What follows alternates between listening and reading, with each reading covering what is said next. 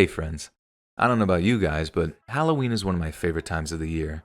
Yet, don't you find that the spookiness is too fun to be confined to just 24 hours? Well, for those of you that said yes, allow me to introduce Shudder. Shudder saw hardcore horror fans decrying the total lack of decent horror films on the other major streaming services, and stepped in to save the day. For just $5.99 a month, you can get access to the largest collection of horror films and TV shows ever assembled. You can also download Shudder to a variety of different devices, meaning you can keep watching that gripping movie no matter where you're at. From the latest blockbusters to cult classics, Shudder has something to satisfy every horror junkie. They even have a bunch of dedicated horror documentaries such as Eli Roth's History of Horror, and their Collections feature is just awesome, grouping together certain movies to showcase female directorial talent or to curate a certain subgenre.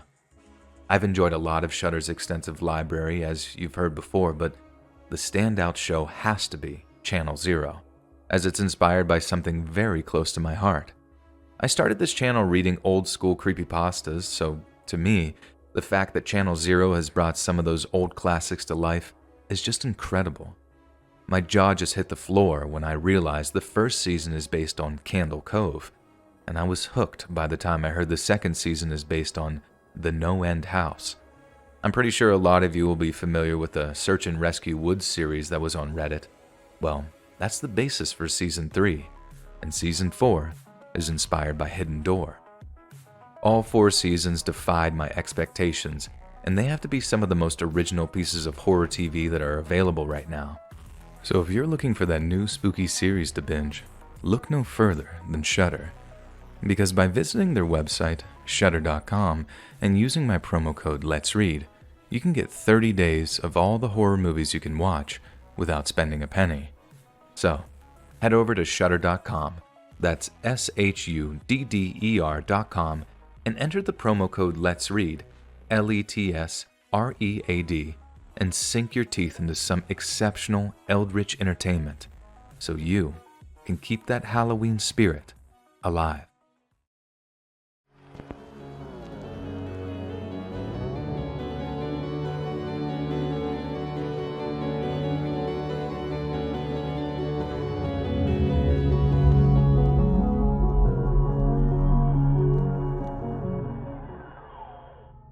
I grew up in the Brazilian city of Rio de Janeiro. Rio is a city that lives by its own rhythm, and to an extent it lives by its own rules too, meaning there are many favelas or slums in the city where the police have no power. Instead, authority is held by the local drug traffickers. It's gotten better since I was a boy. The traffickers used to control more than half of the city, but now they control less than a third. But unfortunately, neither me nor my family were around to witness the improvement as we moved out of Rio when I was a teenager. And our move was prompted by one of the most tragic and horrible events in our family's history, the death of my older brother Lucas. Lucas was always the smart one of the family. Even when he was just a little kid, all the people in our favela called him Little Professor, because he always wore his glasses and white school shirt even on Saturdays.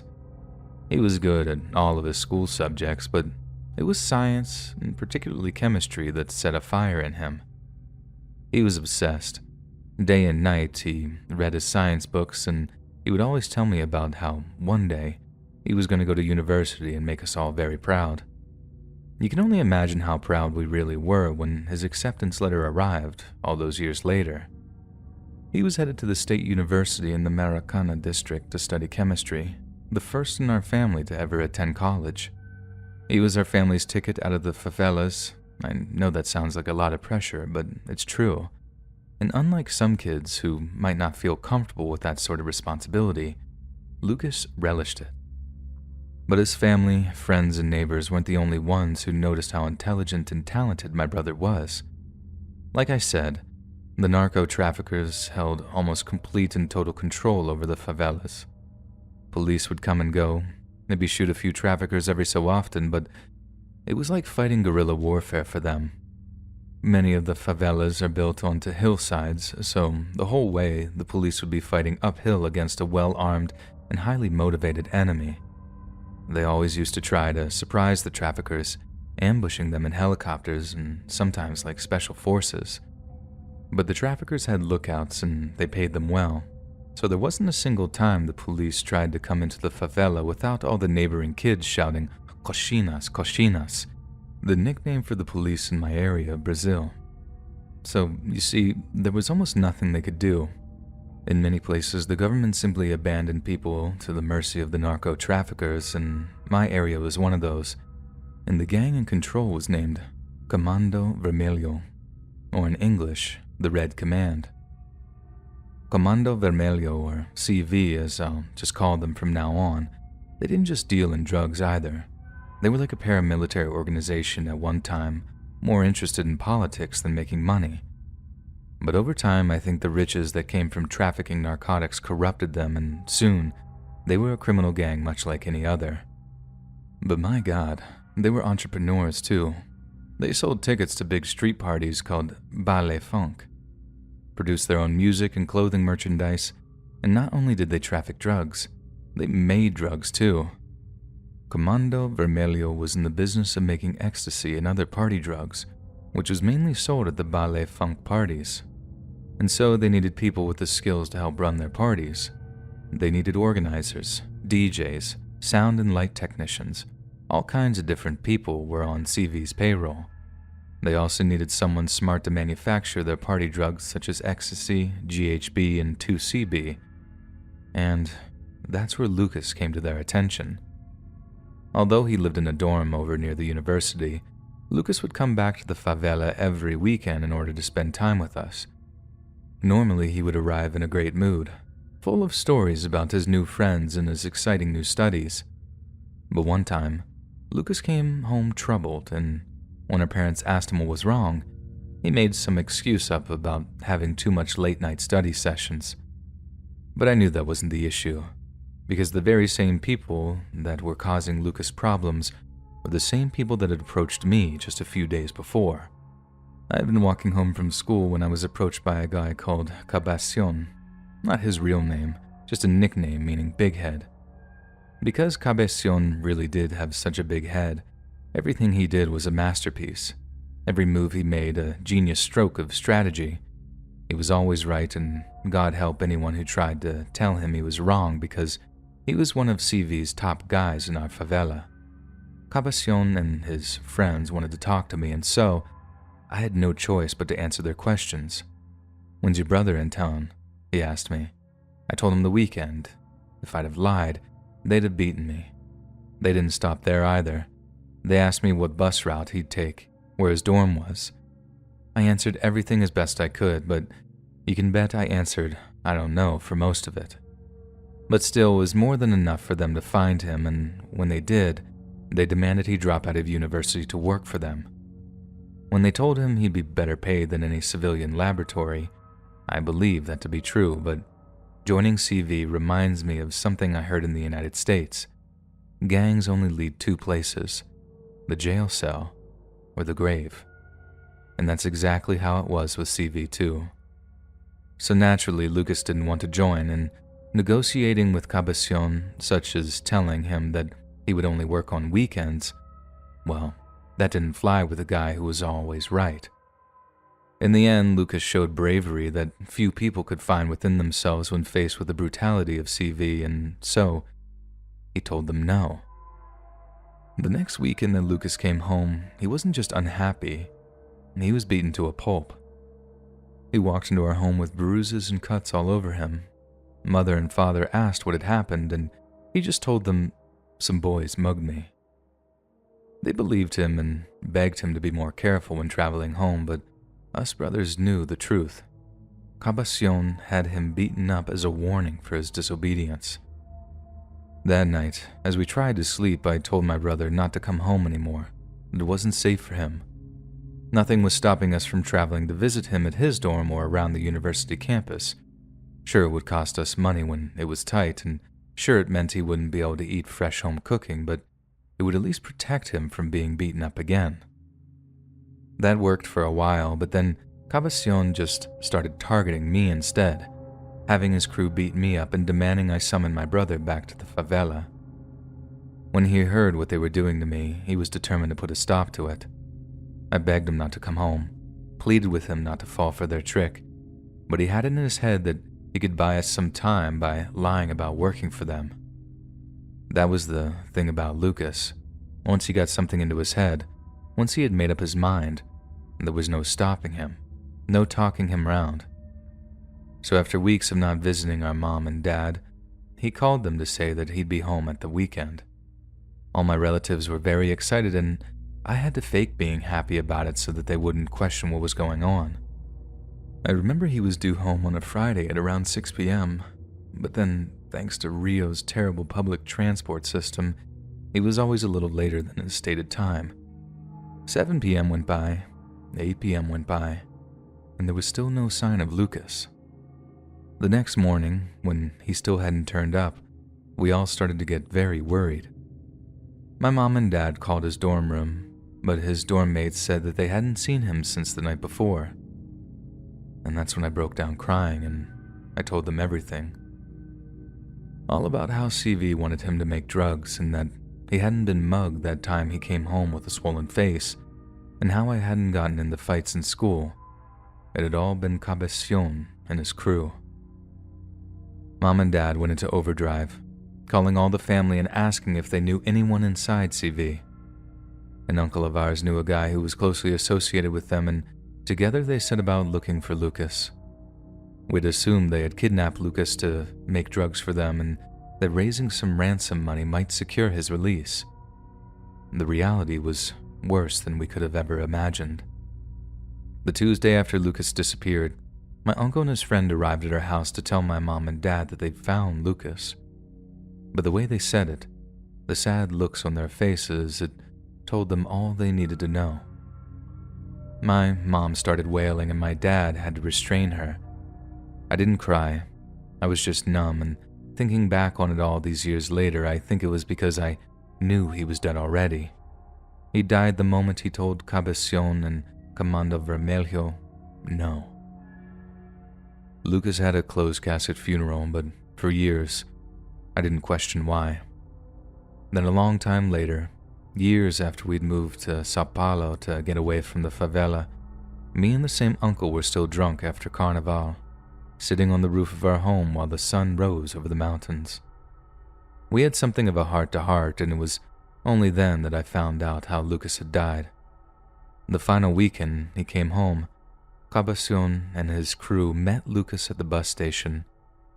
When he told them they needed to talk, Cabecion told him, "Fine, but we need to talk somewhere more private." Cabecion and his crew then walked Lucas up to a very high place in our favela, one of their hangouts that had an amazing view over the whole favela. Cabecion explained to Lucas that he has accepted that he would not work for CV. They could find other chemists. That was not the problem. The problem was that if word got out that one young man had defied CV, that all sorts of people would decide to be brave and also tell them no. And that could not be allowed to happen. So, as a warning to everyone in the favela, they beat Lucas up, tied him upright to a pole, and began to stack tires around him, threading him like a needle through the loops. After that, they poured petrol over him and set him on fire. Everyone in the favela who was looking out their windows that night could see my brother burning, and I thank God that me and my parents either weren't awake to see it or were ignorant of it going on. And I also thank God that my parents had the strength and courage to move us away from Rio, one of the most beautiful cities in the world, but one with far too many bad memories for us to stay.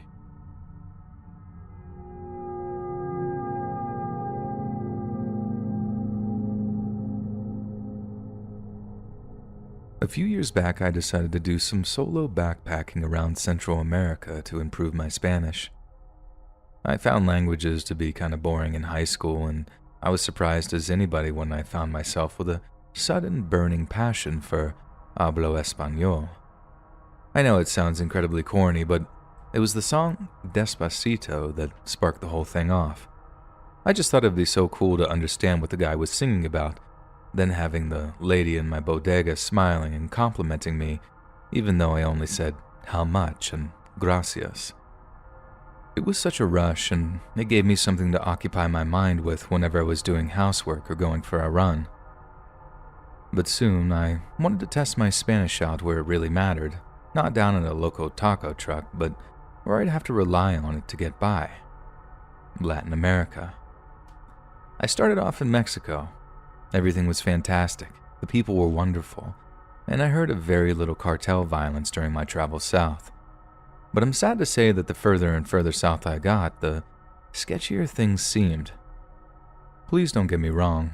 The people I had problems with were a tiny minority, and every time I got into trouble, it was the locals who'd come to the rescue of the gringa, treating me no differently than they treat a neighbor or a guest in their own home. But it got to the point where I had a couple of really close calls, the worst of which was probably in Guatemala.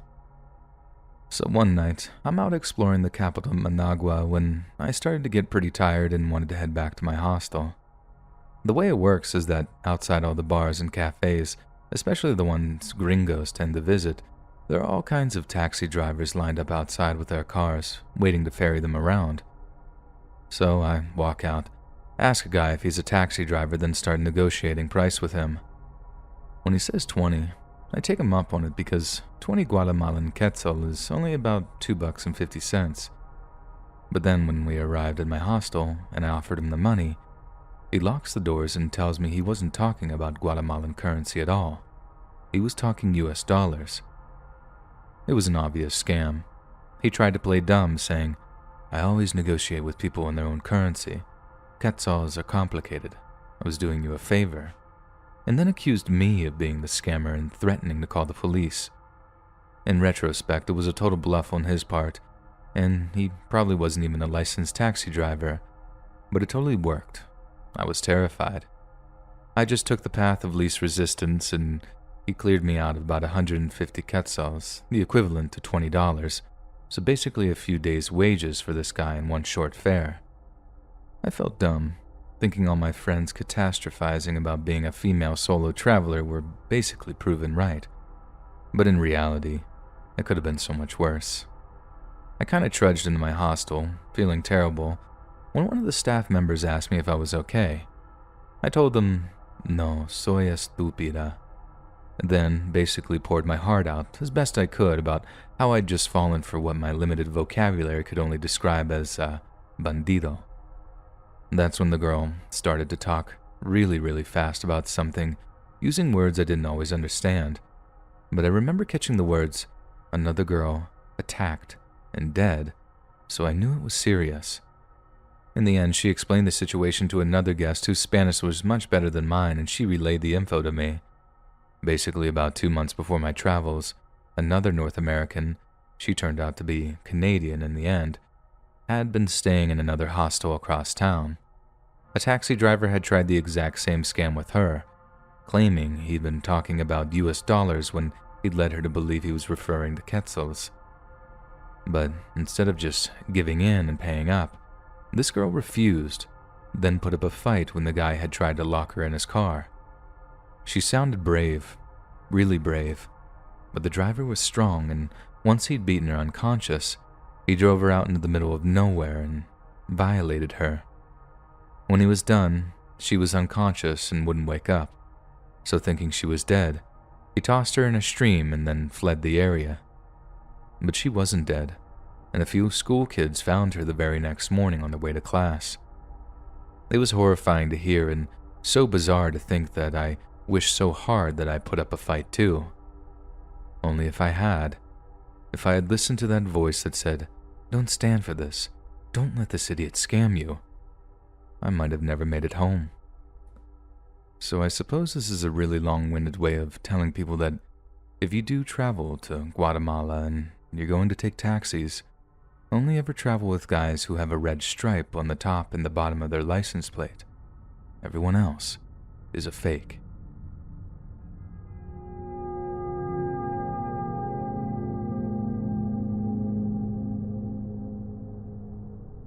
I was traveling on the train alone in Argentina, just out to see some of the more suburban sights, and after a long day I caught the train back alone. It was past sunset, but the train was still pretty busy, I guess with commuters and such, so I was forced to stand. I was reading My Little Pony Planet guide, just minding my own business. Then, when the train was approaching a stop, a bunch of people got up from their seats to get off the train. Because I wasn't quite paying attention, I found myself stuck in a mini press as people prepared to get off. And when the doors opened, 3 pretty rude guys just tried to push past me all at once and almost succeeded in pushing me off the train in doing so. I screamed at them like, "Hey, watch yourself." But they just ignored me. Then, out of nowhere, I hear this young voice shouting at them, and all of a sudden she's grabbing me by the arm and pulling me back onto the train.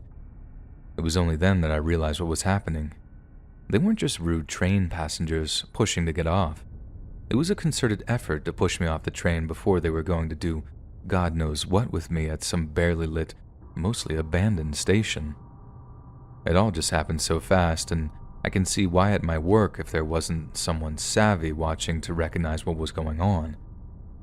The same girl then explained that in a mix of Spanish and broken English, that it's something that happens a horrifying amount in Buenos Aires and other big Argentine cities. After that, she helped me get back to hostel safely while warning me not to be out in shorts in a tank later at night, especially if I was alone.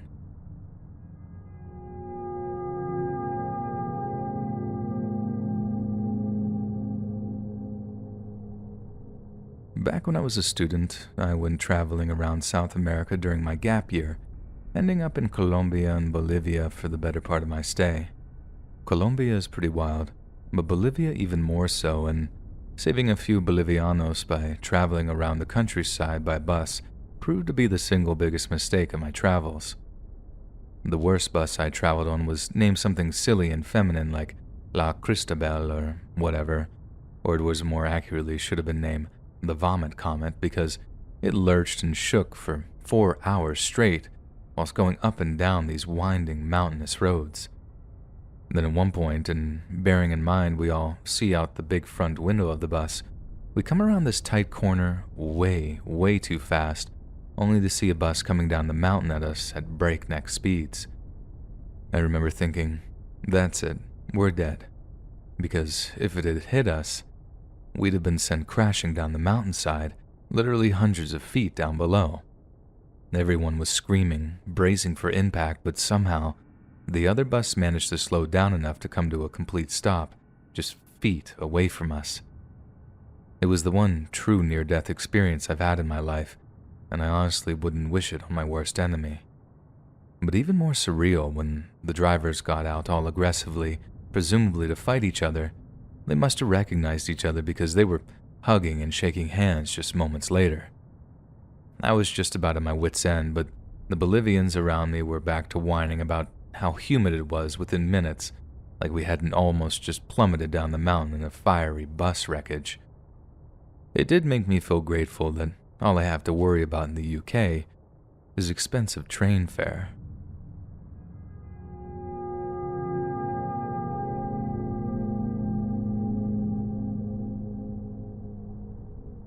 This happened way back in the 90s, but I was backpacking Colombia and was stunned at the number of homeless people in Bogota. It was honestly awful. I think at the time that almost a fifth of Colombia's population either didn't have adequate housing or didn't have anywhere to stay at all. It was crushingly depressing, and as harsh as it sounds, the only way for me to cope being around it was to just ignore it altogether. Just typing that made me feel gross. But as a blonde American girl, they all assumed you just had money to burn. But if you give money to one homeless person in central Bogota, then forget about it. You just get mobbed with people asking you for pesos. The only way to get around was like if someone asked you for money, just power past them. Don't make eye contact, don't talk, just keep moving and they get the message. Then one night I'm walking down the sidewalk when I see this guy stumbling around like he's drunk. The whole time he's got his back to me and he's reaching out to passers-by, but they're just playing the ignoring game, not looking or talking to him. That's when it's my turn to pass him. I do so kinda close enough to see the guy had a freaking steak knife sticking out of his chest, like one of those wooden handled ones. He wheezes out a weak, "Ayúdame, as I got close, then just collapsed into a heap on the sidewalk. Seeing that handle just sticking out of his chest was one of the most frightening things I've ever seen, and I know I let out a blood-curdling scream when I saw how much blood was oozing onto the concrete. I don't know who stabbed him, and I don't know if he survived his trip to the hospital, but people were acting like it was an everyday thing for them, which honestly was even more horrifying than the dude's stab wound.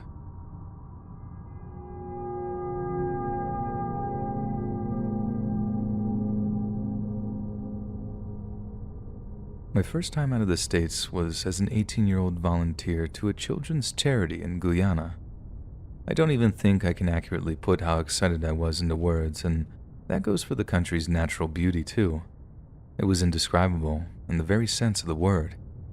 Yet although I wouldn't say I regret going to Guyana, the trip included one of the most traumatic and terrifying experiences of my entire life, and it's one that a lot of travelers at that time could relate to.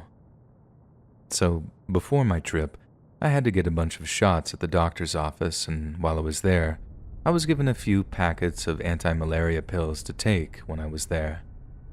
The doctor told me that it was super important that I take them every day at certain times, all that stuff. So what does stupid me go and do on the third day there? I lose the frickin' anti-malaria pills. It's not even like we're in the city or on the coast either where the mosquitoes aren't so bad. We're right in the middle of the jungle, and I'm not kidding when I say that. In some wetter places, the mosquitoes were literally like a black cloud floating over the creek or the lake or whatever. It was so gross, and without my malaria pills, I was in serious trouble. Naturally, first thing I do is head over to my team's leader's hut to tell him my problem. He tells me not to worry because he was making the 2 hours round trip to the nearest large town that afternoon.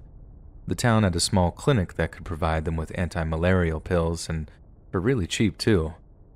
Problem solved, right? All the guy told me was, the pharmacist said these might make you feel a little woozy in the first few days. But hey, that was much better than getting actual malaria, which is an awful disease, by the way. But anyway, I take my pills, carry on with the program, and kind of forget about the whole thing for a while. Until, that is, I start feeling way worse than just woozy. At first, I just sort of felt off. It's hard to describe. Not sick so much as just anxious. I just didn't understand why either. Everyone was so nice and friendly to me, and the program itself was running really smoothly and efficiently. The kids were amazing. The food was beyond good. Think Caribbean food, only with way more African influences. And the place we were staying was shockingly well maintained for what was basically just a camp in the jungle. But still, I just felt all wrong, and after a few days, it really started to mess with me. By the end of the first week, things had gotten really bad. I was waking up every single night, drenched in sweat, having just suffered through the most vividly horrifying nightmares I've ever had. It was hell on my bunkmates too, like I'd literally be screaming and they'd have to shake me awake. Then I'd be crying and that would keep them up too. I just felt like a total idiot out there, just making everyone else's life difficult, but that's only when I was lucid enough to actually think properly. The rest of the time, I was just gripped by this feeling of pure dread. Like that's honestly what it was. That feeling you get when you know something bad is about to happen. Not think or suspect it. Know that something bad is about to happen. That's what was so hard to articulate to people at the time. It wasn't just worry. It was pure terror. Terror that I just wasn't going to make it out of Guyana alive.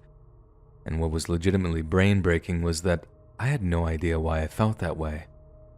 In the end, it got so bad that I honestly didn't want to be there anymore, but I also knew that something was wrong with me. Like seriously wrong. Our team leader, Ryan, didn't want to take me back to the little clinic in the nearby town, but he had heard of a French medical charity that was in the area, and that we'd probably have better luck there if it came to psychological issues. So, get this, we drive out to where they're based, and we managed to find a doctor there who spoke English. This guy is an actual Disney prince, and there I am, sweating, having barely slept in days, just like, kill me now, this is the worst time of my life. In his gorgeous French accent, I tell him what my problem is, and he's as confused as we are.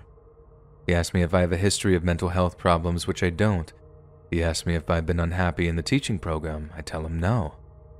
But then I mention how the whole thing seemed to start after I lost my malaria medication. Like that kicked off a head spiral of negativity that I just couldn't shake off. It was almost like since one bad thing had happened, then all the bad things could happen. But as I'm saying this, the dreamy French doctor just raises a hand, stops me talking and asks, "What's the name of the malaria medication you're using now?" I had no idea, but I remembered it began with an L. The doctor instantly said, "Larium?" Which, yeah, he nailed it. That's exactly what it was. The doctor then goes on to explain that his charity refuses to stock or distribute Larium because it causes paranoia, psychosis, and heightened aggression. He told me he had no idea how the drug made it onto the market, as it's been responsible for some literal horror stories involving soldiers going crazy and stuff. It was a drug that made you literally go crazy, and I've been taking it for almost 9 days at that point. The doctor told me to stop taking the Larium immediately and provided me with some alternate medications that wouldn't have the same horrible side effects. My symptoms disappeared within 48 hours, and I was able to continue the rest of the teaching program without a hitch. All that because of some anti-malarial pills. It's hard to even fathom that they could have that kind of effect on me.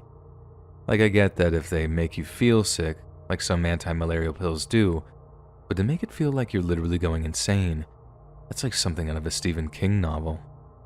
Last I heard, whatever evil pharma corporation that produces it was about to take it off the market, but I mean, too little too late, right?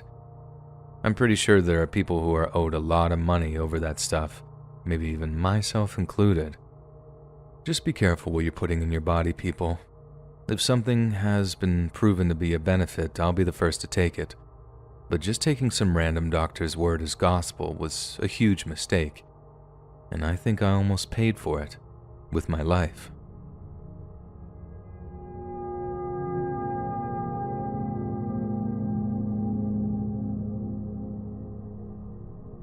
So, a whole bunch of my extended family lives down in Colombia, and every couple of summers we'd pretty much pack up our life here in California to live with them for a few weeks. I say pack up our life because on this one occasion, my mom insisted on bringing her entire wardrobe. My dad brought his power tools, you'll see why in a minute, and we even brought the family dog. I mean, I get it, we were staying out there for 3, maybe 4 weeks at a time, and in this case, our relatives had moved into a new ranch out in a place called Cauca, so my dad brought his tools to help my uncle fix the place up, as there was still a lot of work to be done. So, we flew down to Bogota with an embarrassing amount of luggage, hired a van which took us down to Popayán, the regional capital of Cauca, and then made our way out to a place called El Plateado, which is where our relatives had moved. Well, we tried to drive out to El Plateado because my dad managed to get us spectacularly lost thanks to his hopeless outdated Colombian road map. We were due to arrive at my cousin's place around midday, but we were still on the road in the early evening, and it didn't look like we'd make it until after sundown. It would have been way worse if we didn't have Pepper with us, that's our dog, but Pepper also needed to stretch her legs and pee much like we did, so there came a point where we stopped to take a rural bathroom break. Pepper practically bolted out of the van when we slid the side door open, running into this big open field while she barked with delight. I was excited to run around and play with her, not so excited to clean up the mess she'd make, but seeing her all excited to be in a faraway place was just so freaking adorable. Right up until I saw a big red and white sign that had been staked into the field. It had this huge skull and crossbones on it and the words Peligro Minas on it, which for those of you that don't speak Spanish means danger, mines. I just about soiled myself and started screaming for Pepper to get off of the field. She just kind of looked up from me a second with this, huh? Look, then carried on sniffing around for a place to do her business. Every single second that went by was one in which I thought I was about to watch my beloved pooch explode in a shower of flesh, guts, and fur. I used to seriously not be able to talk about this for a long, long time because the trauma would just have me bawling and incoherent. I know that might sound pretty lame, but it's more the fact that Pepper was okay. She just squatted, took a pee, then made her way back to us without getting so much as a scratch. Mom and Dad were just about having a fit by the time she was safely out of the field, and same as I was. I think the shock of being faced with an actual minefield just hours after leaving the relatively safe Sacramento, I think that's what really had us freaking out. For those of you that are like, what is a minefield in Colombia for? There's been this crazy civil war that went on for generations and has only just ended in the past 10 years or so. Some of Colombia is the most heavily mined land on the planet, and although the government and various NGOs are still in the process of clearing them out, there are still a whole bunch of mines left over from the war. We ended up getting to our family's ranch safely, and the rest of the trip was amazing. But you can bet my dad bought a new road map after nearly getting our dog blown up.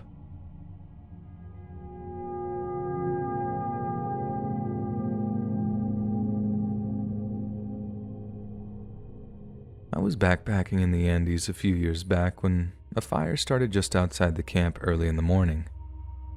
Chile gets some real bad forest fires at certain times of the year, and it's just something you have to work around if you're going to hike during those times of year. It was a small fire when we set out for the day, and we intended to do about 10 miles with a big 3,500 foot of elevation gain. Our guide thought the fire was moving at a rate of about 5 miles a day, in which case we'll be well out of danger by the end of the day's hike. But about 2 hours in, there's so much smoke from the fire that it's almost just about blocked out the sun. Then we turned around to see an absolute massive wall of smoke blowing up the hill behind us, and you could almost feel the tension pick up as we realized we were in a lot of trouble. We couldn't turn around because the fire was behind us. The wind was increasingly strong and pushing the flames of the valley, but it looked increasingly unlikely that we'd be able to make it up the steep side of the valley without the flames catching up to us.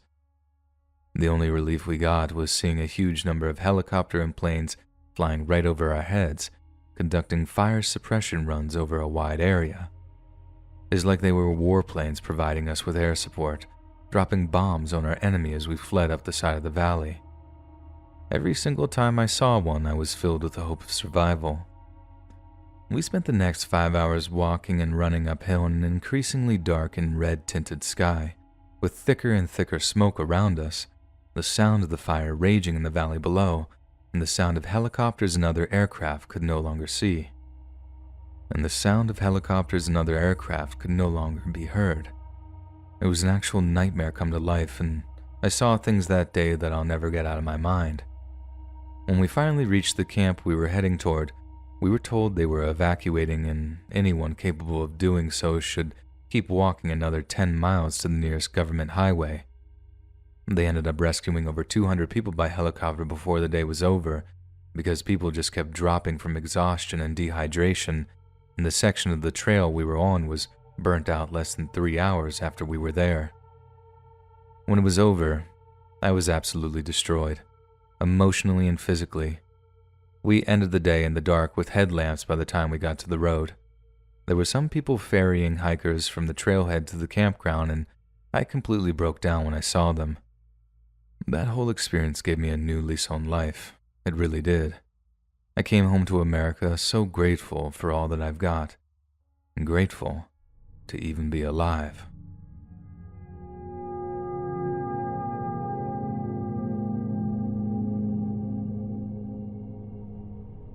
For some, the concept of the charming, handsome serial killer is quintessentially American.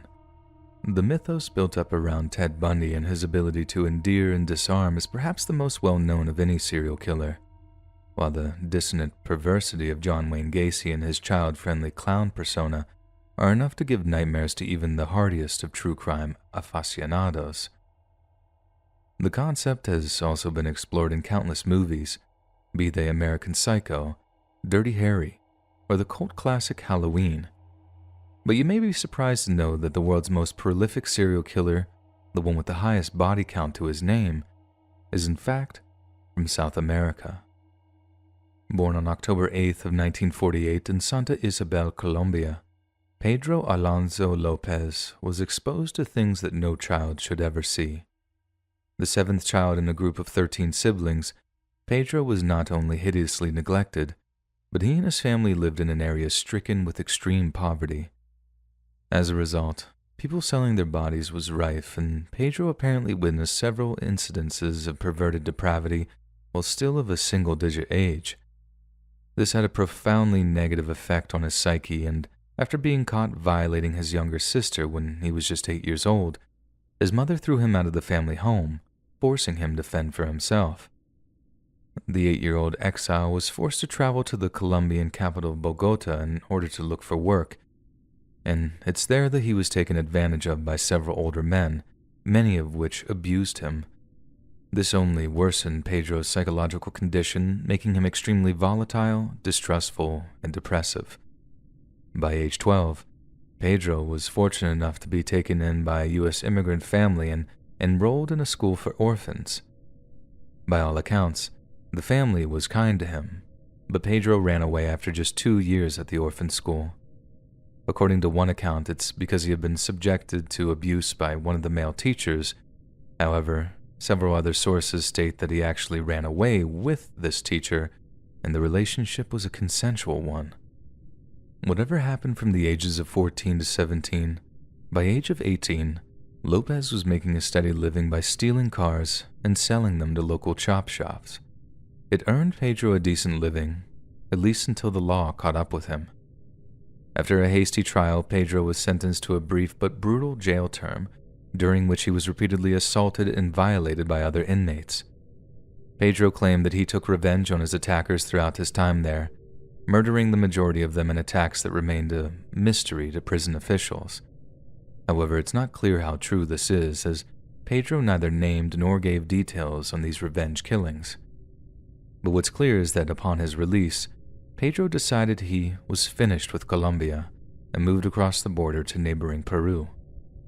He also spends stretches of time in Ecuador, claiming that, "I like the girls in Ecuador. They are gentler and trusting, more innocent." And it seems Pedro took advantage of their gentler, more trusting nature by murdering them. By the year 1978, Pedro had apparently murdered more than 100 women and girls throughout South America.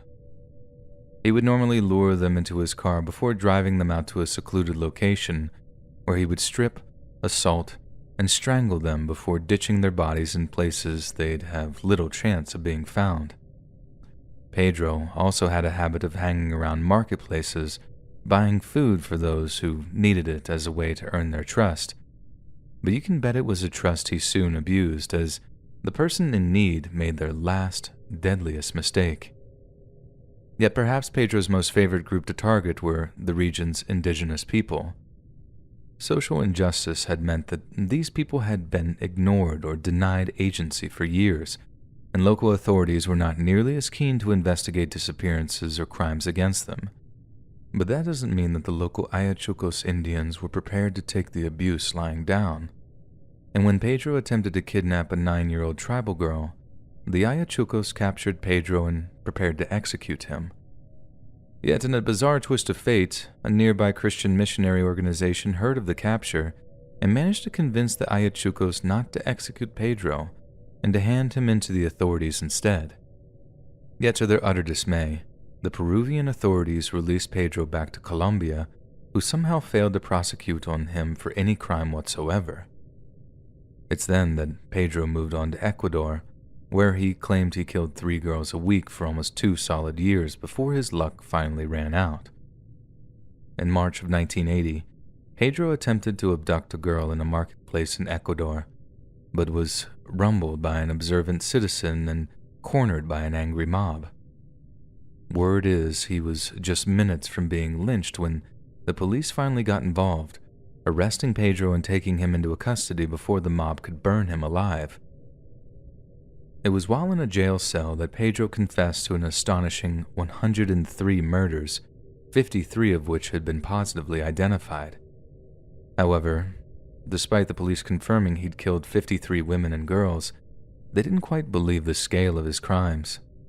Many serial killers embellish their kill counts when captured, possibly as one last act of malice, robbing victims' families of their chances at learning the truth.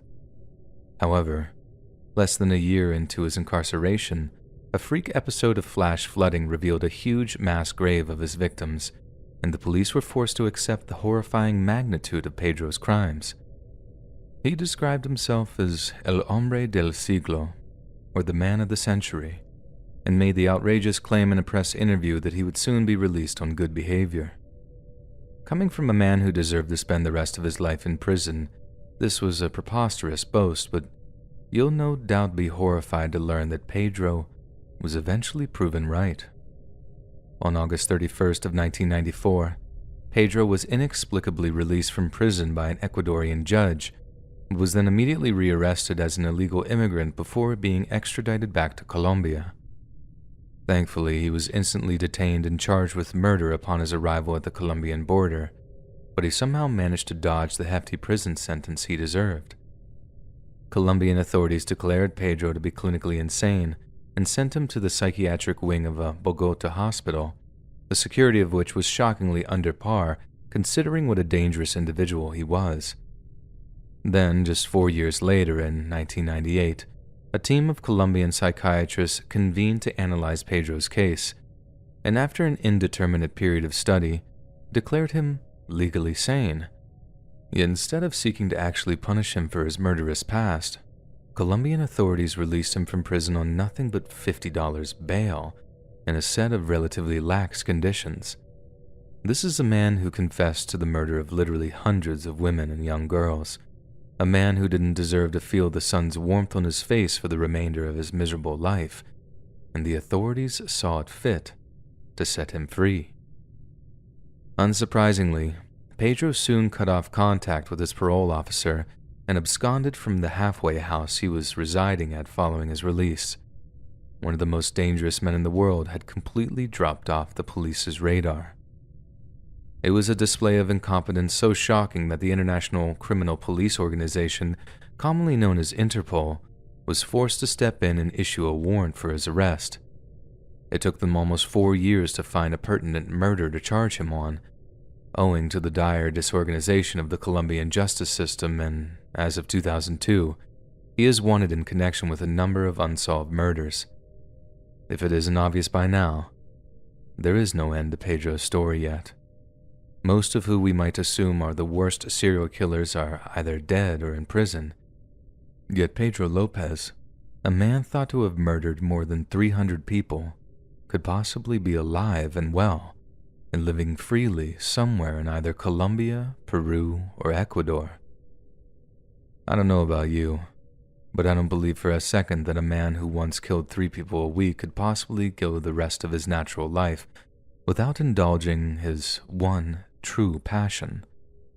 So remember, if you're planning on visiting rural Colombia anytime soon, just remember that there's a monster in the hills, but not one of folklore or myth, one of flesh, of blood, an unimaginable evil.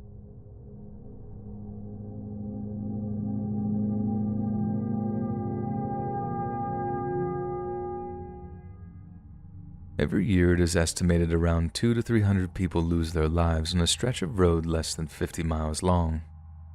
This road, running from Bolivia's capital city, La Paz, to a region known as the Yungas, was constructed by Paraguayan prisoners of war back in the 1930s and is an astonishing 3 miles above sea level.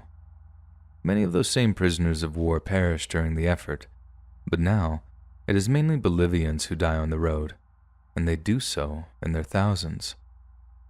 In 1995, an organization known as the Inter-American Development Bank named the Yungas Road as the most dangerous transport route in the entire world. If you're unlikely enough to be traveling on the road as you start your descent, your driver whispers a quiet prayer, and it's not long before you begin to see why such an experienced driver might be so terrified to traverse it. A gargantuan vertical crack appears, and soon you find you're driving on little more than a cliff's edge.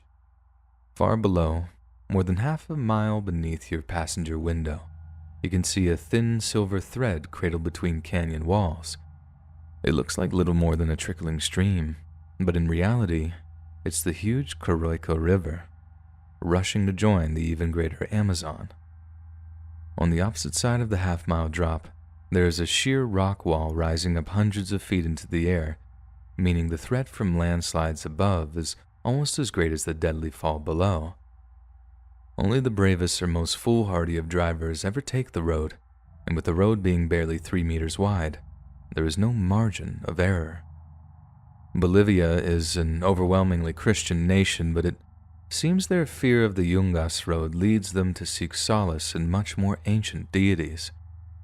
It's not uncommon to see drivers sometimes stopping to pour beer into the dirt at the side of the road, an act intended to beseech the goddess Pachamama for safe passage. Following their tribute to the old pagan goddess of fertility, drivers will often shove a wad of coca leaves into their mouths, chewing on it relentlessly in order to absorb the stimulating chemicals which keep them awake and focused. It's at this stage that we learn something as confounding as it is horrifying about those that drive the Yungas Road. You'd think that such a dangerous stretch of highway would warrant low and careful driving from those that travel along it, but for some reason it's almost customary to drive at breakneck speeds in vehicles which should not be on any road, let alone one as perilous as the Yungas Road. Yet their reason is horribly rational, given that it's better to risk death by speeding than to be caught on the road after sundown, for almost 70% of all Yungas Road deaths occur after nightfall, when a broken headlight or an overtired bus driver might mean a death sentence.